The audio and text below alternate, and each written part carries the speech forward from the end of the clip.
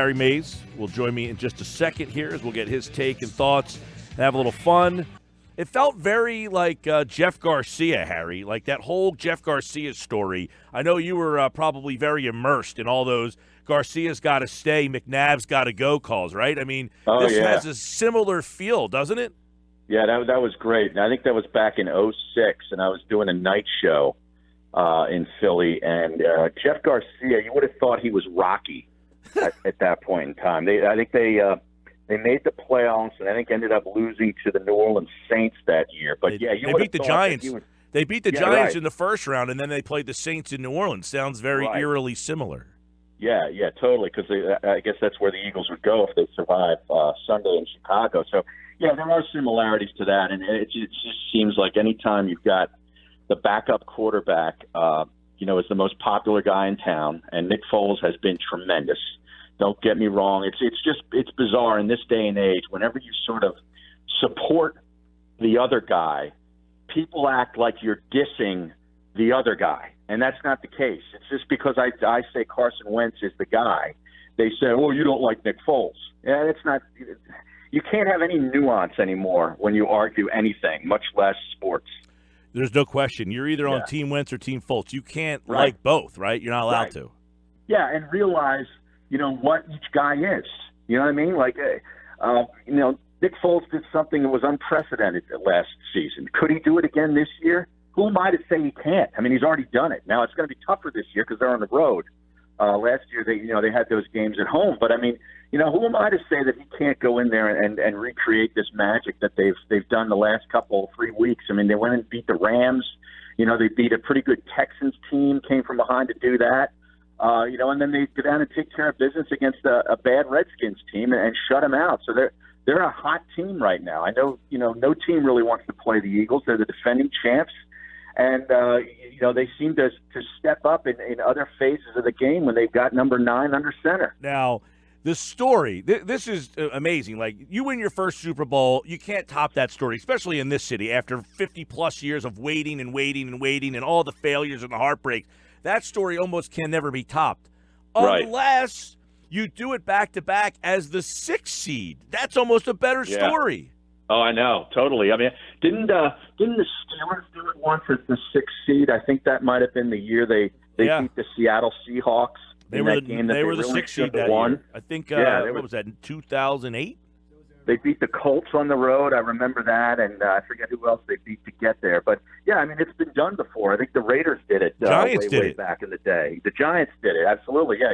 Eli Manning went on the road and beat Tampa, Dallas, and Green Bay, I think, to get to that first Super Bowl, and then they beat New England. So who would have thought that could have happened? You know what I mean? Right. Well, anything can happen. You and I talked about this last week on the pregame show.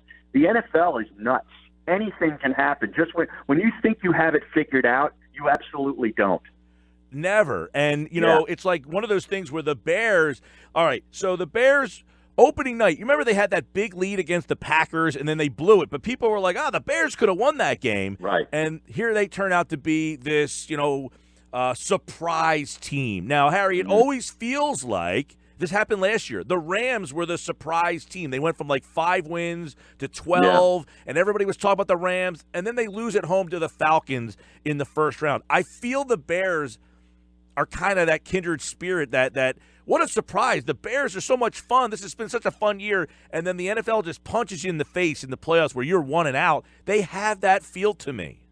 Yeah, they do. And I'll tell you probably what makes you feel that way is you're not enamored with their quarterback, and neither am I. Trubisky's okay. Yeah, but he's not a guy that I think is at this point in his career is when other things fail around him, he can be the guy to sort of carry the team to a victory against another playoff team. I mean, he might be able to do it against the Detroit Lions in Week 11, but this is a playoff team and a battle-tested playoff team that has won a Super Bowl with the same quarterback coming in. But the thing that is different between this team and the Rams team you brought up is this defense is phenomenal. Their yards per play, they're number 4.8 yards per play. And in their last 3 games, that's gone down to 4.5. So their defense is playing their best football going into the playoffs. And at home, they've averaged 4.5 yards per play given up. So that is unbelievable. So you got that. You got the fact that they're 7-1 at home. That loss was way back in the beginning of the season against New England. You might remember that game. Went to overtime, and they lost that game. They gave up 17.5 points per game, and that's including that game against New England. I think they gave up 38, if I recall correctly. So they're really stingy at home. They turn you over. They're third in the league in turnover ratio. They're plus 12 in that category. They've intercepted 27 interceptions, and that's pretty remarkable. So they get to the quarterback. They're third, and I believe in sacks with 50. So this is going to be a really, really, really tough test for Nick Foles and Doug Peterson. Yeah, you know what, though? Harry Mays is joining us. Eitan Shander and Harry Mays will have countdown to kickoff 1 o'clock on Sunday right here on 97.3 ESPN. Last year, this Bears team makes me think of the Vikings. They had this great defense, but the quarterback was limited. But this team is even more limited offensively. They don't have Thielen and Diggs. They've got guys that Robinson. Now the Cohen kid concerns you a little bit, but it's like I think he's their best player. No question. Yeah, no question. Yeah. But let me ask you. So we were talking about this before. Who worries you more, Trubisky or Case Keenum last year in that game? I would probably say going into that game, Case Keenum. Right. He had a magical year. Now Trubisky's numbers aren't awful, but no, they're not. He plays into, for me anyway, he plays into what Schwartz likes to do. Schwartz doesn't like the blitz. He wants to sit guys back there and put these coverages at, make you. Trubisky's a one-read guy. He don't want to be reading anything, right? Right. Yeah. Like a one-read guy, check it down to Cohen and see if he can break a tackle or two. They go to the tight end a lot. Matt Nagy's a big, tight end. Trey Burton is going to figure in, big for the Bears on offense. Because that's kind of what they do. It's what they did at Kansas City too, and that's where he comes from. So I do agree with you. Trubisky's athletic. He can run it a little bit. He's a pretty tough kid. So he's 66% completions, which isn't bad at all. It's not Nick Foles. Nick Foles, you realize, I know he's only had 5 starts this year. 72% completions, and that's not all checking down. He'll throw it up, to Alshon Jeffrey and let a receiver make a play on a ball. So he's absolutely been incredible. The weird thing about him is that in those 5 starts, he only has 7 touchdown passes. Right, he's got the 4 interceptions. And I was just going to ask you, where do you rank Foles on the reason why this team has made us change our perception of them? Because let's be honest. The perception was this team's not going anywhere. The season's over. There's no way they can win. Then they won the Rams. Well, they're not going to beat the Texans. Well, now they're going to win. Now they're definitely getting in. Now they're in, and it almost feels like people believe in this team again. Yeah, I know. He's very high up on that list, but I got to look towards this defense, this secondary, which was absolutely decimated a few weeks ago, where they're bringing guys off the street that you and I follow football like nobody else, and I never heard of these guys. All of a sudden, can I tell you? Last year the Eagles played the Bears. They played them. They beat them 31-3. The leading tackler for the Bears in that game was, do you know? No idea. Cre'Von LeBlanc. Get out of here. Yeah, there you go. That's a little too much research time on my hands. That's what you do on vacation. See, you need to really go on vacation. You're looking up Cre'Von LeBlanc stats. That's a problem. No, what I was trying to find out was how many guys, because the Bears' offense is pretty similar to last year. They just have a different play caller. But their defense, I was trying to find out, because the Eagles put 31 up on them, and I'm thinking, from one year to the next, you scored 31 against them one year. How are they so ferocious the next? Well, they got Mac. Okay, how many other guys? And I say, wait a second. Cre'Von LeBlanc played that. He had the most tackles in that. It was like one of these things that just kind of hit me, Yeah, that's incredible. That's a great trivia question. Who knew that Cre'Von LeBlanc even played on the Bears? Yeah, I didn't know Cre'Von LeBlanc existed. You know what I mean? Seriously. No, everybody thought it was a great red wine. Right, yeah. But seriously, you're right. I mean, this Eagles secondary, no Darby, no Mills, and coming into the year, it was like, wow, the secondary is gonna be really good, and then they weren't that good, and now, but that's the one thing about this Bears team, they just don't have weapons that worry me, and if the Eagles can kind of figure out a way to focus in on Cohen and make Trubisky kind of win the game for them, I don't feel so good if I'm a Bears guy. No, I know, and you talk about the second, Rasul Douglas. He found the ball at college. You know, he played for your boys at West Virginia, right? Yeah. And Avonte Maddox has just been unbelievable. You know, the kid they got in, the 4th round, I believe. Yeah, and he went to Pitt. Right. At the start of the season, you're thinking, I don't really know what this kid is. Maybe he can sort of, fit in as a rotational guy. Now they're having to, to lean on him here in the biggest of games, and these guys have stood up the last couple of weeks. They're actually, I believe, +3 in turnovers since the Saints game.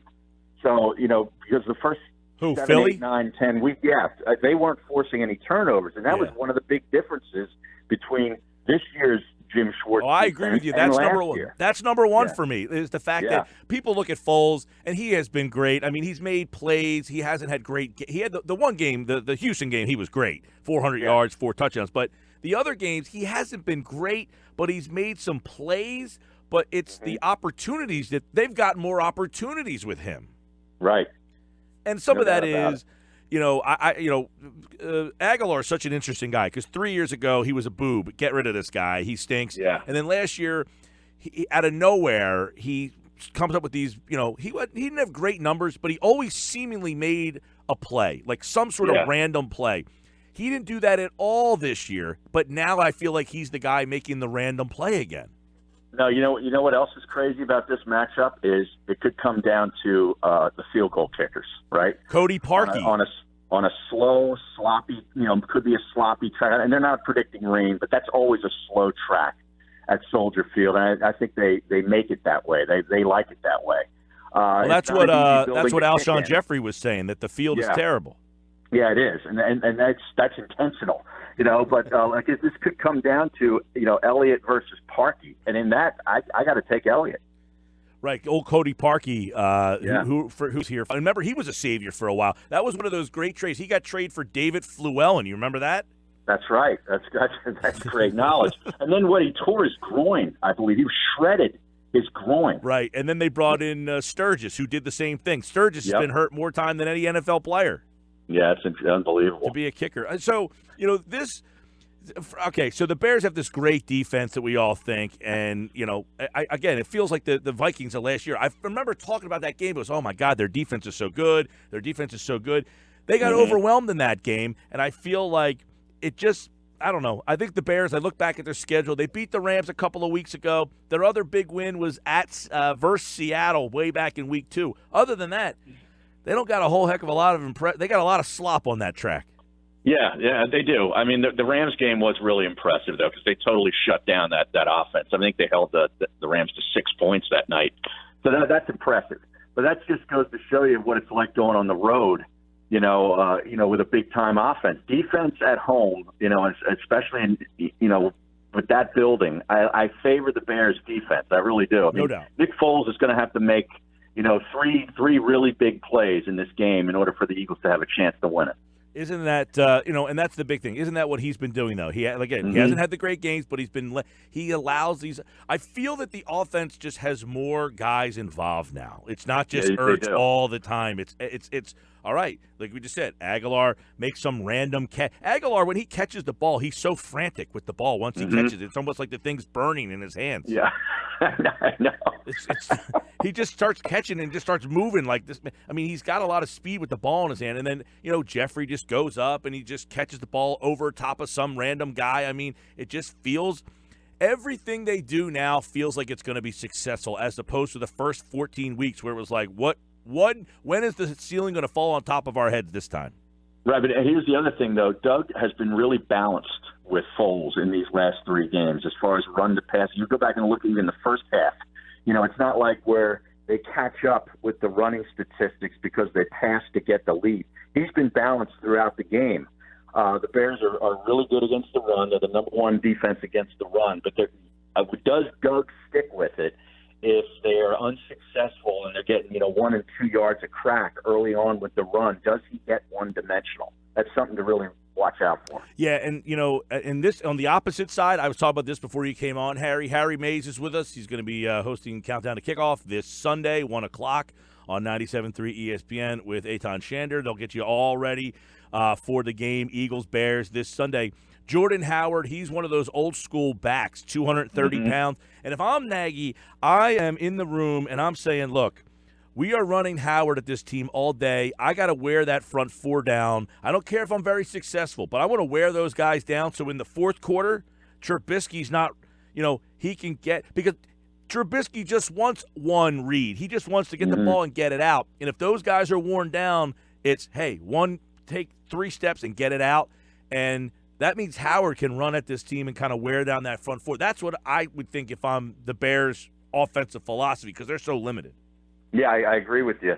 The other thing I'm kind of worried about if you're an Eagle fan, and I am, is Jason Peters going to be able to give you all 4 quarters on Sunday? Because if he has to come out of the game for any period of time, I'm telling you, watch out. You put Vaitai over there or whoever you put over there, that's exactly where Khalil Mack is going to go. Yeah, because the last time, there's been a lot of talk about this, but when the Eagles faced the Raiders last year, Lane Johnson kind of shut down Mack. He did. He really had a good game against him, but there's a lot of talk that they might move Mack around to get him away from Johnson. I'd move him around. I'd move him all over the place. Yeah, and they're pretty. They got Mack gets the headlines, but they've got some other talent on that team too. This is a pretty good run defense, as you mentioned, tops in the league. But they run that 3-4, and I feel like the Andy Reid guys over the years, the 3-4 has given them some problems. Oh yeah, that guy. What is it? Akeem Hicks. Yep, he's a tough SOB. Trevathan. Roquan Smith. Yep. I mean, they got some players, no doubt about it. So a couple of weeks ago, we never thought we'd be having this conversation. Like, hey, the Eagles are in the playoffs. So are we entering the weekend? Like, you were golfing today, correct? Correct. What a beautiful day, right? Yeah, it wasn't bad. Anytime it's above 40 and it's not raining, I'm going to get out there if I can. A crisp January golf day, anytime you can get out there. By the way, the guy texted in and said, Mike, how uncultured of you. A LeBlanc would be a white wine, not a red. I'm a savage, he says. Oh, that's true. That is true. I'm not a wine drinker, though. Well, you've got some cultured listeners. That's nice to know. That's right. So, I lost my train of thought there. Where was I asking you? You were talking about golf. I was talking about golf, but what was I leading into with the golf? Oh, the fact that we didn't know we'd be talking about this. So you're playing golf, you're getting ready for an Eagle playoff game. Do you actually feel some sort of confidence, or are you kind of like, I'm just excited to be watching a game, or do you feel going into this game, you know what? I'm feeling pretty confident because I'll tell you right now, I feel 53 men, the Eagles have a better roster than the Bears do. Well, yes, they do, but I look at this as a bonus. I mean, 3 weeks ago, I didn't think this was going to be happening. It is because Kirk Cousins was Kirk Cousins. And, Nagy didn't pull in the reins on his team last Sunday, which really shocked me, especially when San Francisco got down so far in that game early on. Their quarterback threw 3 interceptions, I believe, in their first 3 or 4 possessions, and they were way down. I thought that he would pull back his starters and really just say, okay, if we happen to win this game, great. If not, no big deal. We'll welcome the Vikings to Soldier Field. They didn't do that. And, I figured the Eagles would take care of business on Sunday. I just didn't think – I thought the Vikings would end up winning that game. Yeah, so this is a bonus. How would you hypothesize of why the Bears felt we're just going to go out and win this game? Because in today's world, it's certainly acceptable to lose on purpose. Mm-hmm. Yeah, it is. Right? In other sports. Yeah. I was thinking about this with Eitan on the podcast the other day, Derailed. I was like, maybe it comes down to the fact that DiFilippo and Nagy are friends. And Nagy didn't like the way that DiFilippo was treated by the head coach in Minnesota, right. Zimmer. And he said, you know what? I'm keeping my guys in. We're going to beat your ass today. Maybe that was it. The only things I can think of are something like that, like these guys are friends and maybe they just want to coach against each other because it would be fun, or like the whole we can't beat the same team 3 times in 1 year comes into play a little bit there because they had beaten the Vikings both times this year. Right. And then you would have to play them again the very next week. I guess that kind of gets a little itchy, but I just can't understand, to me, why any team would say, yeah, let's let the defending Super Bowl champions who were on life support, let's revive them. It doesn't make any sense to me. Well, plus keeping your starters in a game when you realize that you couldn't improve your position. Right. What happens if Trubisky or somebody goes out and gets hurt naked? Tariq Cohen gets hurt on a play in the fourth quarter. You're like, what are we doing? Of the other games this weekend, you got Dallas, right? You got Dallas taking on Seattle. Now, I read some crazy – I know you're numbers guy. When I listen to the Countdown to Kickoff show and you guys have the covers guy on, you've always got the betting stats for him. I get trends. The trends are not good for either Seattle or Dallas in this game. They both are very bad in this situation. Yeah, they are. For some reason, I like the Cowboys in this game. I like them to win the game by 3 or 4 points in advance.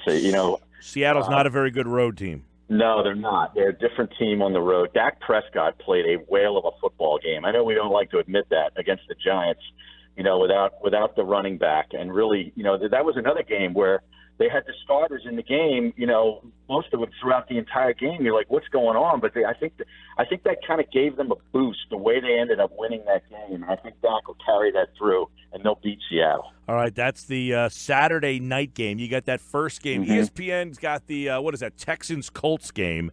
That is your first one. Good game. Yeah, it is. We were talking about the quarterbacks in this field yesterday, like trying to rank these quarterbacks. You got a lot of very interesting, you got the Breeze, Brady, Rivers crew, right, the old heads. Then you've got the Russell Wilson is kind of there, and then you got all these young guys, and then Nick Foles. It's a weird dynamic because you got all these other guys who have like never really, Mahomes and Goff and Deshaun Watson. Then you got like the Lamar. It's a weird array of quarterbacks in here this year. But you got Deshaun Watson and Luck. That one should be a lot of fun. Yeah, I like Indianapolis in that game. Indianapolis on the road. Yeah. 2.5, right? I think it was 1 last I saw. Down to 1. All right. Oh man. Yeah. I think Houston's a 1-point favorite. Houston's a choker, though. They've had some playoff problems. And then what's the other game? The early game is Baltimore and the Chargers. Now, those two teams played in Baltimore or in L.A. a couple of weeks ago. Yeah, on a Saturday. The Ravens won it. The Ravens won the game. The defense had a tough time with Lamar Jackson. I think they're going to go to school on that game and really, come back with a different plan defensively. I like Rivers on the road here. They basically been on the road for 16 weeks because they don't have a home field. Yeah, well, I don't think going to Baltimore is going to faze them in the least. No, I was just in Baltimore last week. They're very excited about Lamar Jackson down there. No, they are. They should be. They should be. But I like the Chargers. All right. Were you mad at Manny Diaz? Mad. Yeah, I was disappointed. I've gotten. I don't know how to say this. I'm done getting mad about losing coaches. Right, he was gonna leave in a year anyway, right? He was gonna leave in a year or two anyway to go replace Mark Richt, because Richt probably would have failed, probably wouldn't have gotten a quarterback, and gone to another 6-6 bowl game, and they would have fired him. So it was either now or a year or two from now. So the thing is now, it's who do they get? That's really what the question is. I have no idea where to go. There's a couple of names that I thought they'd look at. And apparently they're not. So I have no idea what Pat Kraft is going to do. But no, I'm not mad at Manny Diaz. It's not worth it. It's not worth my time. Before we roll, Harry Mays, Eitan Shander this Sunday, 1 o'clock. You can also listen to their Derailed podcast on 97.3 ESPN.com. How about this ESPN story? Jimmy Butler has challenged Brett Brown over his role in the offense. Not happy. Is that right? Yeah. Is that right? Well, first it was Embiid who wasn't happy once Butler got there. This is hot off the press, by the way. Is this really? Are you buying this, or do you think this is just another clickbait article? Let's see. I'm just literally getting it. Came out at 3:20 today. Butler has been vocal in his contesting of Brown and his system, including a recent film session in Portland, which some witnesses considered disrespectful and beyond normal player-coach discourse. Brown has told people within the organization that he had no issues with that exchange and considered it within the confines of a relationship that he's developed with Butler, sources said. Yeah, okay. Well, I think there's a lot of people that would love there to be a controversy because of Butler's past history. Well, there's just people. But here's the problem, Harry. I think people love Butler. He's endured himself to the fans immediately. Now they love him, but there are people who don't like the coach, not like as a man. They just don't think he's the guy. Yeah, I totally get that. And so you're going to side with the player most likely here, right? I think in this instance, yes, you're going to get the people saying Butler's the guy, Brown's not the right coach, get him out of here. That's what I think this could lead to. Yeah, but I mean, think about it. I know Reddick isn't a very vocal guy, but what veteran player of note has Brett Brown had to coach here in Philadelphia? thus far. This is the first time he's really had somebody that is, vocal as sort of an alpha-type dog player that has talent.